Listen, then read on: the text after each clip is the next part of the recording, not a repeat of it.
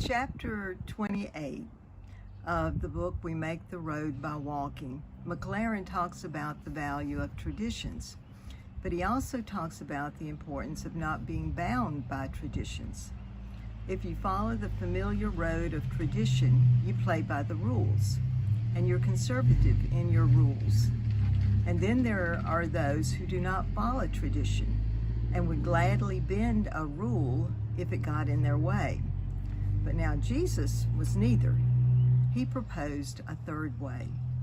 Jesus wants us to fulfill, as McLaren puts it, to fulfill the unexplored potential of tradition.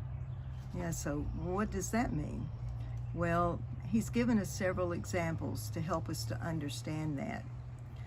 Let's first start with in Matthew chapter 5, Jesus contrasts two phrases.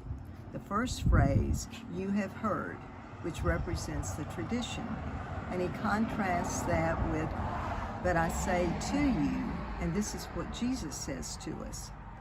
Tradition says to show love toward your friends and neighbors, but Jesus says to go beyond the people that we like, to go to people like us, or people of, now get this, our kind.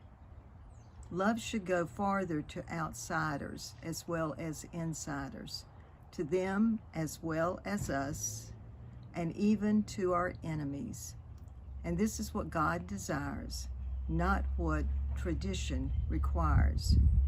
I want to end with some verses from Matthew 5, 45 through 48, and I've taken it from the translation of the Messenger. And this really says it in clear language. You're familiar with the old written law, love your friend, and you're familiar with its unwritten companion, hate your enemy. But I'm challenging that. I'm telling you to love your enemies. Now, that's a big direction. Let them bring out the best in you, not the worst. When someone gives you a hard time, respond with the moves of prayer, for then you are working out of your true selves, your God-created selves. This is what God does. He gives his best, his sun to the warm, and the rain to nourish, to everyone, regardless, the good and the bad, the nice and the nasty. If all you do is love the lovable, do you expect a bonus? Anybody can do that. If you simply say hello to those who greet you, do you expect a medal? Any run-of-the-mill sinner can do that. In a word, what Jesus is saying is, grow up. You're kingdom subjects. Now live like it. Live out your God-created identity.